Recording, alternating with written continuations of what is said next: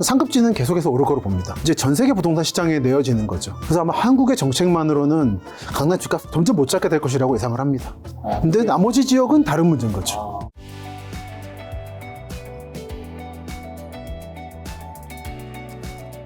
박사님, 우리는 어디서 살아야 하는가? 요 책 관련된 걸로 오늘 여러 가지 좀 이야기 좀 여쭤보려고 하는데요. 오늘 첫 번째 큰 주제가 이제 인구 소멸. 그렇죠. 관련된 걸 좀 여쭤보고자 합니다. 이제 부동산 어차피 집값을 전망하시는 분은 아니지만 한국의 집값이 향후 뭐 10년 위험한 이유로 인구 감소라든가 뭐 세대수 감소 이런 거 얘기하는 분들이 있잖아요. 그렇죠. 박사님께서는 좀 어떻게 보시는지랑 그다음에 뭐 그런 게 아니라면 다른 위험 요인 같은 것들은 좀 어떤 게 있을까요? 그러니까 우리가 인구 감소라고 하는데 참 따져볼 부분이 많은 것 같아요. 네. 그 질문지를 저도 받았습니다만 인구 감소와 세대수 감소는 좀 다른 문제가 아닌가. 그렇죠. 예를 들어서 단독 세대가 늘고 있잖아요. 네. 그래서 서울에 인구가 준다고 해서 필요한 가구의 그러니까 집의 한 덩어리를 봤을 때 수가 주는 건 아니다라는 얘기는 요즘 많이 나오고 있죠. 맞습니다. 근데 2030년부터는 세대수도 감소한다고 제가 들었던 것 같은데요. 근데 그게 저는 이렇게 보는데 서울에 사람들이 안 들어오고 싶어서 안 들어오는 거냐. 이제 자꾸 안 짓고 하니까 못 들어오는 것이 아닌가 생각을 하고요. 그리고 집을 지어도 예전 개념으로 대형 평수로 지으니까 못 들어오는 거죠. 요즘에 아파트 신축 분양에 대해서 각종 경제 채널을 보면은 기본 뭐 9억, 10억 아닙니까? 이거를 1, 2인 세대가 대출 없이 사라고 하는 건 그거는 그냥 금수저들만 서울에 들어오라는 얘기라서. 그렇죠. 너무 비싸죠. 예. 전 그래서 인구 감소가 문제다라고 말하기 전에 여러 다양한 세대가 살 수 있는 집을 더 만들어야 된다는 생각을 왜 안 할까라는 생각을 하는 거죠. 네. 근데 그게 이제 잘 보여주는 게 성남이죠. 성남시가 경기도 성남입니다. 원래 구도심이자 서울 철거민들이 가서 만든 구도심이 있고 분당이 있고 판교가 있죠. 여기가 인구가 100만을 몇만 남겨두고 못 짓고 다시 내려가고 있어요. 내려가나요? 예, 내려갑니다. 이게 예전에 한번 그쪽 시장님을 뵌 적이 있는데 누군지 말 안 하겠습니다. 그때 그분이 우리가 이 외국인 인구 그중에 미등록 외국인을 포함하면 100만인데 너무 아깝다. 그런 말씀도 하시고 그래서 100만이 안 돼서 특례시가 못 됐잖아요. 100만이 되면 바뀌어요? 예, 고양이라든 용인, 수원, 창원처럼 그게 되면은 여러 가지가 좀 자리도 늘어나고 예를 들어 서울연구원 같은 거 이 연구원들을 만들 수도 있고 정책을 할 때 좋죠. 이런 걸 못하기 때문에 사실 저는 인구 감소가 정말 문제인가라는 질문을 요즘 던집니다. 이거는 정치인들하고 시장들 자기들 자리 문제가 아닌가 생각이 근본적으로 들어요. 그래서 질문을 바꿔보자는 생각을 해요 요즘에. 네, 어떻게요? 그러니까 인구 감소가 정말 문제입니까? 뭐 그러면 아무래도 일하는 사람이 줄어들게 될 것이고 그럼 한국의 GDP 국가의 경쟁력을 볼 수 있는 것도 줄어들게 될 것이고. 저는 이런 부분에서는 이민 찬성론자거든요. 올 초에 전라북도가 특례도가 됐습니다. 네. 전라북도 특별자치도가 됐는데 네. 이번 도지사께서 하신 말씀이 이제 특례도니까 비자 발급권을 우리한테 달라. 대폭 이용해주면 전북 인구가 지금 180에서 200을 왔다 갔다 하거든요. 네. 여 인구의 10%에 해당하는 외국인을 받겠다. 그거 받을 수 있는 거예요. 인구 감소가 정말 문제면은 그런 식의 이민을 늘리거나 또는 한국은 여전히 가부장제라든지 그 가족주의가 강하지 않습니까? 네. 그 미혼모라든지 또는 미혼 부도 있고 또는 동거 이런 걸 다 풀면 됩니다. 정말은. 지금 한국이 인구 감소를 하고 있는데 동시에 여전히 이른바 고아 수출은 상위권이에요. 그건 안 맞는 거예요. 가는 인구만 붙잡아 놔도 되는 거예요, 사실은. 그러니까 저는 그런 부분에서 인구 감소가 문제다의 여러 전제를 다시 한번 짚어볼 필요가 있다가 제 생각입니다. 다만 이제 경제 관심 있는 분들은 역시 집값이 오르길 바라고 하는 건데 그렇죠. 상급지는 좀 다른 문제인 거죠. 상급지는 역시 그 순수 한국계 한국인들이 많을 거고 그리고 돈이 이제 많은 분들이 이제 상급지로 진출을 하고 싶어 하는 건데 이제 그런 분들에 대해서는 이제 소득이 높아지는 인구가 늘어나는 게 중요하겠죠. 근데 그런 부분에서는 인구 감소가 영향을 주긴 할 겁니다만 서울 상급지만 문제를 삼을 거냐 전국을 봤을 거냐 할 때는 여러 개를 따져볼 게 있다라는 게 요즘 제 생각입니다. 지금 상급지 얘기해 주셔서 그러면 이제 집값은 지금 뭐 어쨌든 지금 단기적으로는 이제 하락을 했지만 길게 펼쳐놓고 보면 어쨌든 대한민국 집값 우상향 했잖아요. 그렇죠. 이게 앞으로도 통용되는 건지 아니면 이게 이제 상급지라고 말하는 서울, 경기, 그다음 일부 지방의 대도시 위주만 되고 지방 소도시는 이제 그게 안 되는 건지 어떻게 보시나요? 지금 말씀하신 대로 될 거라 봅니다. 양극화한 거죠. 그 제가 바로 지난주쯤에 매경에 컬럼 쓴 게 그 내용이었는데 우리가 집값이라고 할 때 단어가 너무 막연해요. 막연한가요? 예. 그 아파트 값이라고 할 때 아파트는 제가 답사하고 다니지 않겠습니까? 네네. 수십 가지 아파트가 있습니다. 그중에 경제 기자들 분들이란지 머릿속에 있는 것은 몇몇 핵심 지역의 신축 아파트들, 브랜드들인 거죠. 그렇죠. 이거를 그러니까 저는 서울 집값이 비싸다고 말할 때는 좀 기본적으로 강남과 나머지 비강남을 좀 구분하고 얘기하면 많이 달라질 거고, 그러니까 강남은 계속 오를 거로 봅니다. 그러니까 저는 유학을 일본에서 도쿄에서 했는데 도쿄 버블 깨져가지고 그렇게 뭐 그 마에 몇십 년 말하잖아요. 30년. 그때도 도쿄 23구라고 하거든요. 23구. 도쿄가 농촌 도쿄도 있고 어촌 도쿄도 있습니다. 그리고 여러분이 아시는 도쿄, 디즈니랜드 이런 거는 핵심 도쿄예요. 도시부 도쿄예요. 그 인구 감소와 버블 경제 몰락 상황에도 23구는 올랐어요. 어느 지역을 보더라도 점점 세분화해서 보고 아파트 좀 더 엄밀하게 말해보자. 근데 이건 아마 사회학 쪽에서는 거시경제를 보시니까 그런데 저는 이제 귀납법적으로 개별 지역을 다니면서 보다 보니까 집값이 어떻단 말이 좀 질문이 무의미하다. 비트겐슈타인이 말하지 않았습니까? 질문이 정확하지 않으면 답을 할 수가 없는데 저는 집값이 어떻게 될 것이냐라고 말하는 건 전 답변하기 어려운 질문이다. 상급지는 계속해서 오를 거로 봅니다. 마치 뭐냐면 요즘 그런 분들이 계세요. 인구가 주는데 왜 서울대 가는 게 더 어려워지냐? 그리고 인구는 주는데 왜 옛날 없어졌지만 사법고시가 왜 더 어려워지냐, 경쟁률이. 원래 사법고시 경쟁률은 2대1이었어요. 핵심은 정말로. 그러니까 인구가 줄면 줄수록 핵심 대학에 대한 경쟁률은 높아지는 겁니다. 더 몰린다는 더 몰리는 겁니다. 그러니까 그게 집도 마찬가지인 거예요.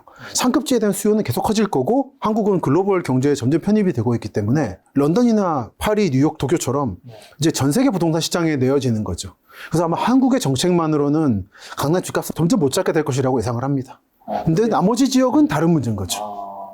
제가 일본을 잘 몰라서 그런데 도쿄 23구가 도쿄에 23개의 구가 있다는 건가요? 어떤 의미인가요? 맞습니다. 그겁니다. 구글 지도를 한번 볼까요? 그러니까 일본 집값이 어떻다 말을 할 때도 좀 그 부분이 부정확한 거죠. 저는 도쿄의 도시 지역도 살아봤고 농촌 도쿄도 살아봐서 양쪽을 좀 비교해봤었거든요. 몇 년 사셨나요? 그러니까 유학 때 5년 살았습니다. 일본 약간 원래 전공이 일본이라서. 느낌이 납니다. 그렇군요.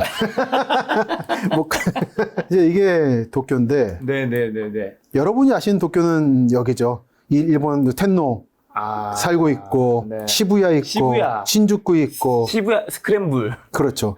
도쿄 이 정도가 여러분 생각하시는 2호선 라인, 야마노테선이 도는 도쿄예요. 진짜. 예, 그렇죠. 그런데 도쿄 토라고 치면 도도부현이라는 말을 씁니다, 일본은. 이게 도쿄입니다. 도쿄 전부예요? 이게 전체 도쿄예요. 저 아래도 있어요.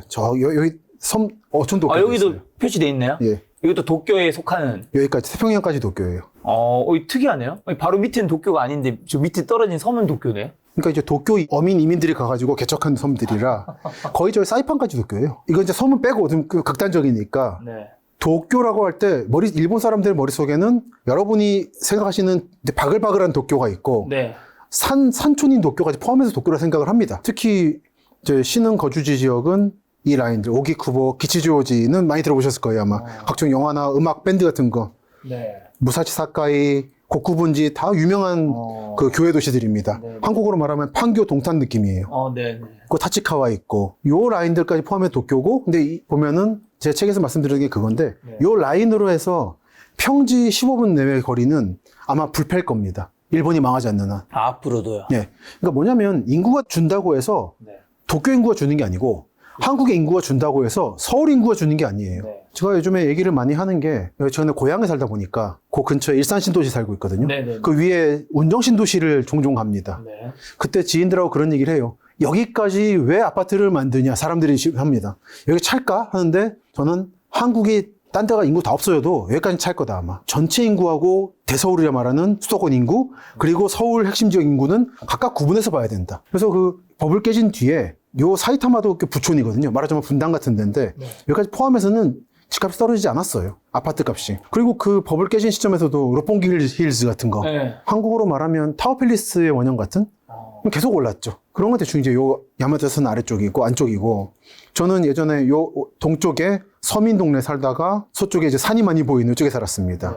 여기가 중요한 이유가 한국의 일기 신도시의 원형인 타마 신도시가 여기예요. 타마 신도시라고 한국의 일기 신도시는 여기를 원형으로 만들었습니다. 타마 뉴타운이라고 하는데 모티브로 만들었습니다.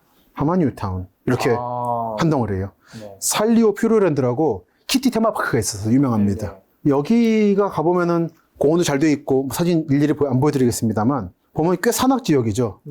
산악 지역이 아닌 쪽은 사람이 많이 살고 집값이 변함이 없는데 이 산 쪽 위에 한국으로 말하면 언덕 위의 아파트들은 이미 그 예전에 버블 때 들어왔던 고도성장 때 들어왔던 인구가 절반이 빠졌어요. 노령으로 인한 자연 감소도 있고 여기서부터 도쿄 핵심가 갈까지 너무 먼 거예요. 1시간 걸려요.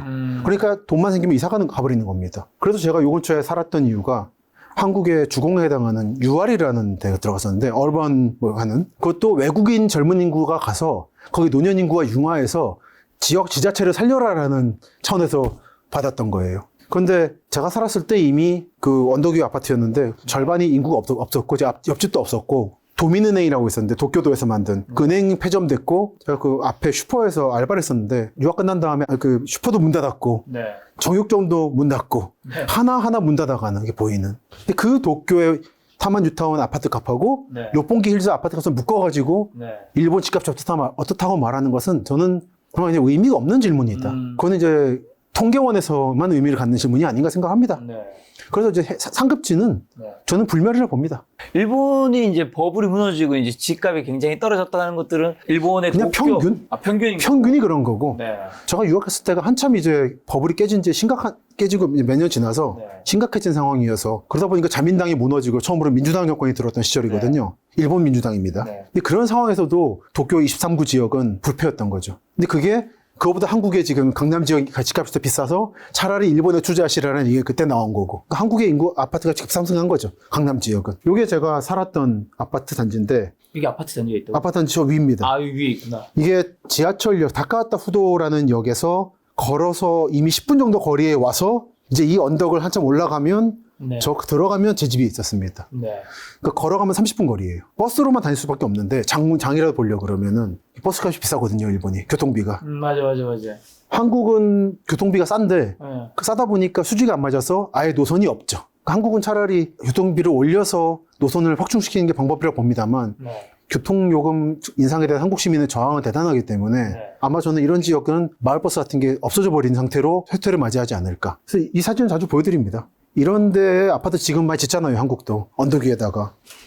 지금은 좋은데 당장 한 2050년만 돼도 2050년까지도 멀다. 40년만 돼도 쉽지 않을 거예요. 그러니까 서울으로부터 나가는 핵심 라인들에서 저는 제 책에서 말씀드렸지만 평지 15분 정도 이상을 넘어가는 거리거나 아니면 언덕이거나 할 경우에는 문제가 발생한다. 그 GTX 얘기를 많이 합니다만 네. GTX 쉽지 않을 겁니다. 그래서 여러 번 드렸고요. 그저께 서해선이라는 철도의 고양시 대곡에서부터 네. 부천 소사까지가 연장이 됐습니다. 네. 그게 김포공항을 들어오기 때문에 네. 경기도 서부 사람들이 지금 대단히 환영하고 있어요.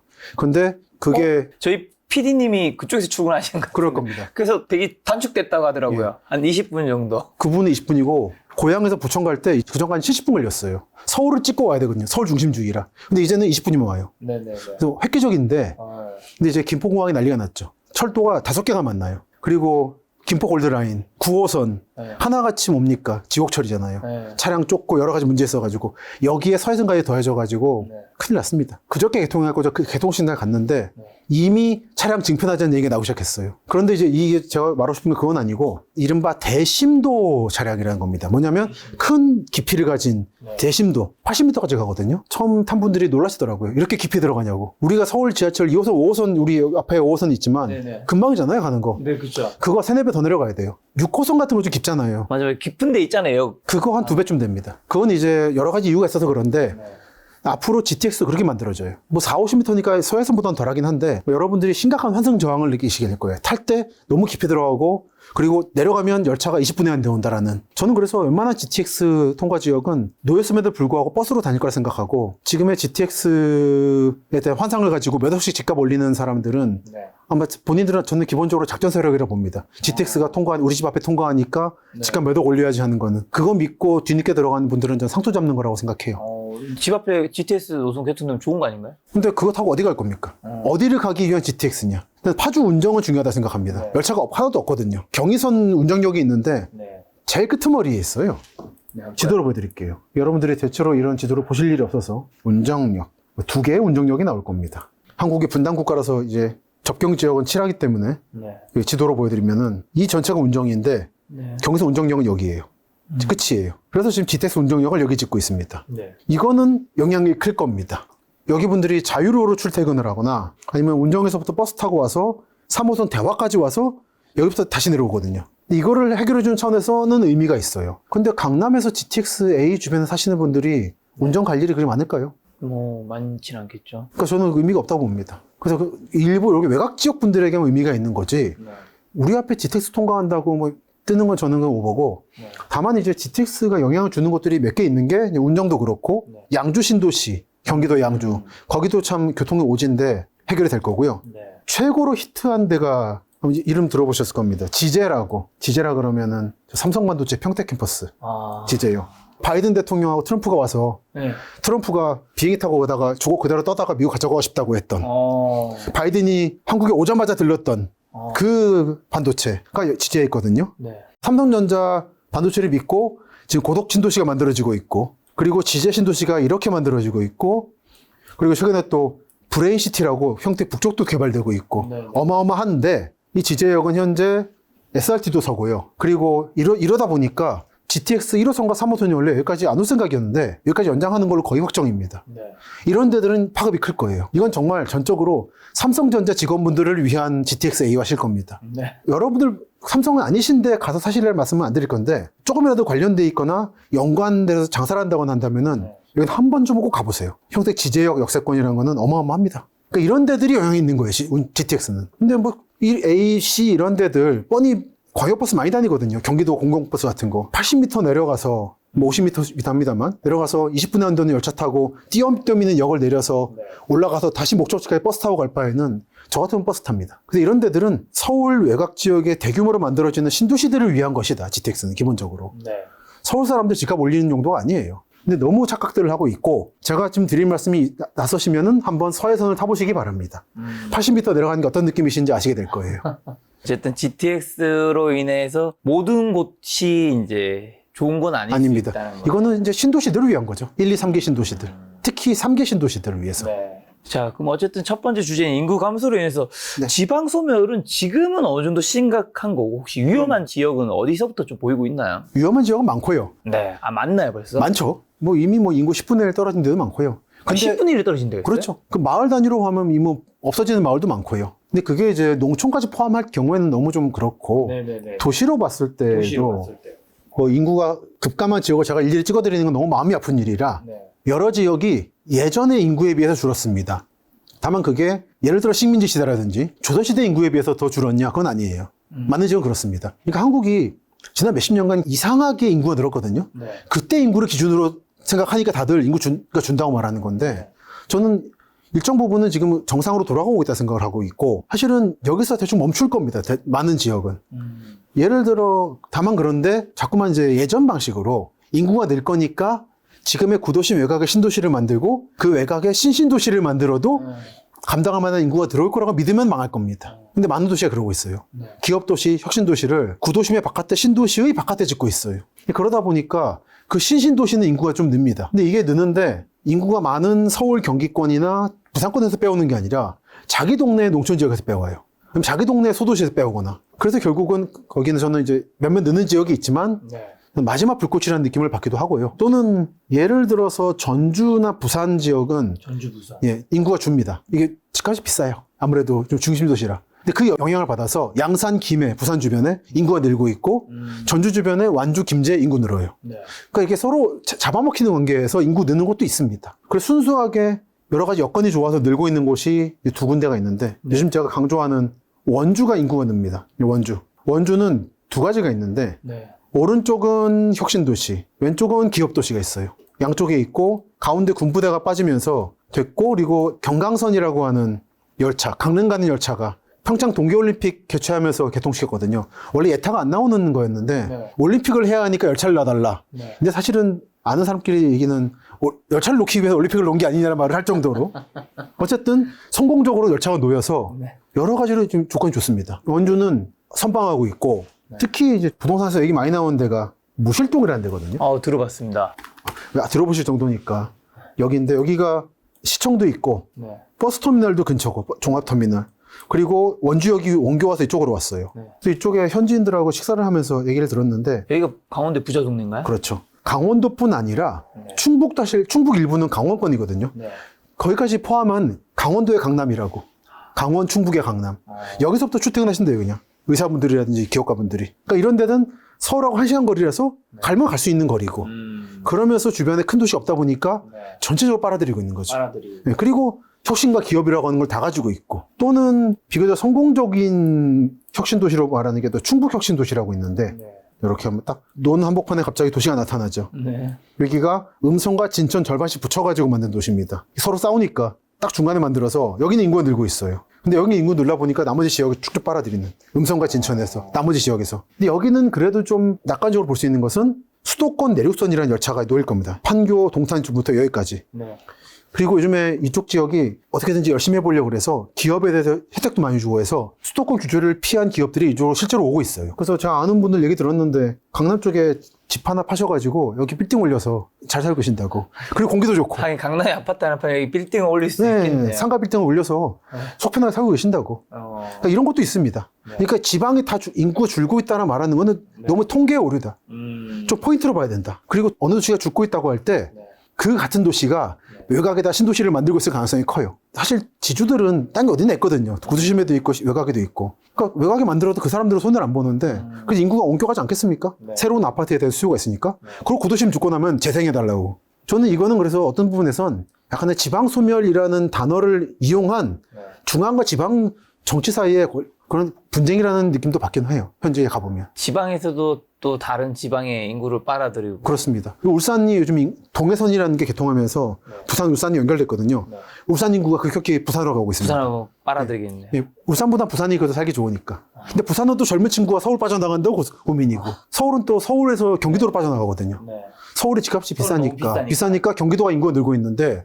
근데 보면 인구가 느는 지자체들은 다 자기가 정치를 잘해서 그런다 그래요. 행정을 잘해서. 근데 인구 줄면 아무 말 안 하시더라고요. 그러니까 그거는 정치와 관계가 없다. 그냥 집값이 안정이 되면 사람이 알아 살기도 있고 오르면 주변으로 퍼져나간다. 근데 서울도 그냥 마찬가지로 저는 서울 인구가 주는 게 뭐 인구 감소 이런 게 아니라 그동안 너무 묶었잖아요. 층고 제한부터 해가지고 이 영향으로 봅니다. 저는 이제 원래는 이제 큰 틀에서는 문화를 공부하는 사람이지만 웬만한 지역은 좀 개발을 해야 된다 생각해요. 다만 이제 개발하는데 지금처럼 지주조합하는 식으로 하면 안 되고 너무나 많은 피해가 있고 지난주에도 바로 강원도 쪽에서 88억을 또 사기 사건 났고 지주택 가지고 그게 아니라 조금 더 정부가 개입하는 방식으로 계획적으로 다시 한번 개발의 시기를 맞이해야 한다. 그리고 원주민에 대한 재정 창출을 높이기 위해서 임대주택 또는 이런 것들을 반영해서 살 수 있는 사람에서 살게 하고 오고 싶은 사람이 오고 싶은 데 살아야지. 그래야 모두 행복하다. 안 그러면 주변 지역까지 나쁜 영향을 미치게 된다. 스포로 현상이 벌어져서. 그래서 인구 감소란 문제가 쉽지 않다 생각을 해요. 자, 원래 사실 이제 국민의 편의를 위해서 뭐 열차 같은 것들도 놓아지는 건데 이제 이용하지 않는 분들이 생기면서 열차가 휴업하는 것도 생기면서 뭐 그렇죠. 그런 것들도 있다면서요. 어떤 것들이 그런 것도 있나요? 좀 대표적인 게 영종도에 있었던 요 모노레일입니다. 공항열차 인천공항부터 이렇게 와서 용유도라고 을왕리 해수욕장 하면 을왕리 알죠? 거기가 용유도라는 데 있거든요. 네네네. 옛날에는 영종도는 북쪽만 영종도라 불렀고 여기는 용유도고 신불도, 삼목도라는 4개 섬이 있었어요. 그 가운데를 메꾼 게 이제 영종도인데 북쪽이 아무래도 좀 발달했습니다. 인천에 가까워서. 그렇겠네요. 그래서 여기가 하늘도시라는 게 여기죠. 이제 교통이 좀 엉망이라 주민들이 불만이 많으신. 근데 이거는 북쪽은 어쨌든 개발될 거니까 남쪽을 개발하자라는 목적. 그 전까지는 관광지로서 괜찮거든요, 여기가. 을왕리해수욕장도 있고. 그래서 그걸 겸사겸사 하려고 만들었는데 물론 이제 실험삼아 만들기도 했습니다만 이게 결국은 휴업에 들어갔고 최근의 보도로는 그냥 역시나 그냥 운영 수지는 생각하지 않고 그냥 실험적으로 조금 궤도 열차로 운행하고 말겠다라는. 원래는 이게 좀 확장돼가지고 한 바퀴 감싸서 남쪽 지역 개발을 할 예정이었거든요. 택지로서. 근데 개발이 안 된다고 본 거예요. 용유도까지. 지금 영종도 쪽도 개발이 안 끝난 상태라. 보시면 옛날 영종도에서 남쪽만 개발된 상태입니다. 북쪽 지역 이런 데들. 당장 이번에 코로나가 영향이 컸는데 코로나 터지고 나서 이쪽 공항이 거의 문전 휴업을 했잖아요. 그렇죠. 그러고 나서 이쪽이 확 가라앉았다고. 그렇게 영향 받겠죠. 그렇죠. 그래서 송도는 그래도 버텼는데 그래서 이때 좀 영향 파급이 컸던 것 같습니다. 그 시점에 여기도 휴업 얘기가 나왔고 휴업에서 돼 있죠. 합동청사역 휴업, 워터파크역 휴업, 용유역 휴업. 이 자체가 휴업한다는 게 문제가 아니라 이게 이어져가지고 남쪽 지역 개발하려는 계획이 있었는데 이게 무산될 정도로 이쪽에 대한 전망이 좋지 않다. 근데 여기는 현재는 인천 중구라고 불립니다. 이게 무슨 얘기냐면은 인천 여러분이 이제 짜장면 들으시러 가시는 중구 차이나타운도 중구고 영종도도 중구예요. 이 중구보다 이 중구가 훨씬 크죠. 영종도가. 그래서 이거를 독립시키려고 그래요. 영종구로. 그런데 영종구가 왜 북쪽 일부 개발하고는 더 이상 이제 전망을 안 가지고 있는 중이다. 나름 여기면 서울 경기권에서는 핵심 지역이거든요. 공항도 있고 해서. 근데 여기도 인구 증가에 대한 전망이 좋지 않다라는 것은, 그래서 철도 휴업한다는 것은 시사하는 바가 크다. 만들어진 지 얼마 안 돼가지고. 지금 제가 보여드리는 자료는 제4차 국가철도망 전국노선도입니다. 매번마다 크게 철도 계획을 세워서 이게 여기 실린다고 다 만드는 건 아니지만 최소한 실려야 검토될 수 있는 겁니다. 그래서 중요한 거고, 현재는 5차 철도망에 들어가기 위해서 지자체들마다 난리가 난 상태인데요. 보시면 여기에 중부 내륙선 단선 철도라고 있어요. 부발이라고 하면은 저 하이닉스 있는 이천에 부발부터. 부발 앞으로 여러분 얘기 많이 들으시게 될 겁니다. 철도가 많이 놓이고 있어요. 그 여기 최근에 저 용인 반도체 클러스터도 다 요 동네입니다. 새로 만들어지게 되는. 부발부터 충주까지 현재 다니는 철도가 중부 내륙선이란 건데, 여기는 철도업계용으로 공기수송이란 말이 있거든요. 사람이 없다는 얘기죠. 네, 맑은 충주의 맑은 공기를 부바로 가져오는 그런 철도입니다. 그래서 제 지인은 이제 철도기 많아가지고 그 개통한 뒤에 탔어요. 탔더니 최근에 연락이 와서 그쪽 코레일 쪽에서 초기에 타신 분들에게 100% 할인권을 드린다고. 공짜로 타시라는 얘기죠. 그럼 한국 철도 여사당 추출 겁니다. 그 정도로 추석 때도 자리가 남아요. 그러니까 이게 원래는 목적은 이제 여기는 1단계는 부발 충주고 2단계는 충주 문경이고, 원래는 여기 지금 판교까지 와야 되는 게 목적이긴 해요. 근데 판교로 안 오니까 충주 분들이 강남 올 때 버스 타면 한 번인데 부발 왔다가 부발에서 경강선 갈아타고 다시 판교까지 오는 게 너무 귀찮잖아요. 그래서 이런 식으로 만들어 놓고도 놀리고 있는 철도도 많고, 어제 오늘 보도 보니까 부발부터 판교까지 이제 철도를 어떻게 빌려 써가지고 이제 운행한다고 하는데, 충주부터 판교까지 직선으로 하루 4번은 누구 코에 붙이겠습니까? 그래서 이런 식으로 놀고 있는 데 많고, 지자체가 요구해서 만들었는데 만들고 나서 감당을 못하고 있는 데가 많습니다. 결국 미래에는 완성은 되겠지만 그때까지 판교 인구는 저는 안정된다 보지만 이 충주 인구가 버틸 것인가는 좀 의문이 있고, 그리고 판교 하나 드리고 싶은 것이, 예전에 모 성남시장을 만났을 때 그런 고민을 말하던 게 있었어요. 성남이라는 게 도시가 3개로 되어 있습니다. 다시 말씀드리지만 서울 철거민들이 가서 만든 구도심, 은행동이라는 데, 수정동이라는 데들, 그리고 분당이 있고 판교가 있는데, 뭐 일자리 매력 있는 데는 판교 아니겠습니까? 근데 거기는 집값이 너무너무 비싸요. 그래서 여기 분들이, 일하는 분들이 성남에 못 살고 여주라든지 이천에 가는 거예요. 경강선 열차를 타고. 이게 고민인 거예요. 시장으로서는. 이 인구만 데려와도 100만 되는데. 집값 비싼데 어떻게? 비싸니, 그러니까. 그러니까 서울 사람들은 늘 하던 고민 아니겠습니까? 근데 경기도 몇몇 지역은 이제 처음 생각하는 거예요, 그거를.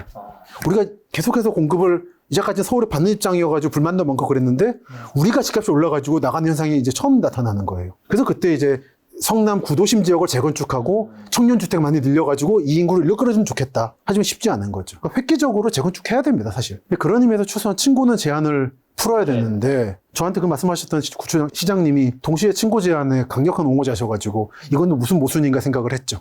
근데 어쨌든 저렇게 공기만 수송하는 뭐 그런 열차나 이런 것들은 처음에 뭔가 철도나 뭐 도시계획을 할 때 뭔가 어떤 잘못을 했던 건가요? 아니면 이제 어떻게 하다 보니까 그냥 그렇게 된 건가요? 이게 제가 이제 말했던 행정의 연속성. 이게 다음 책을 좀 올여름 쓰려고 준비하고 있고, 거기서 이제 다룰 건데, 기본적으로는 식민지 때 구상들이 있었습니다. 식민지 때 이 동네는 여주 충주 선이 구상이 있었어요. 이거를 1990년대 말에 어느 노인이 지사님한테 말씀드렸대요. 이런 구상이 있었는데 한번 놔달라 했었고, 그게 이번에 실현된 게 이거예요. 대부분 그렇습니다. 요즘에 또 하나 좀 주목받는 게 춘천 속초선이 있거든요. 지금 경강선이라고 서울 강릉선 만들어진 다음에 강릉 속초 이쪽이 좀 어마어마하잖아요, 집값이. 세컨드 하우스로서. 근데 이제 춘천에서 속초 뚫리면 여기도 지금 요즘 양양 고성 핫하지 않습니까?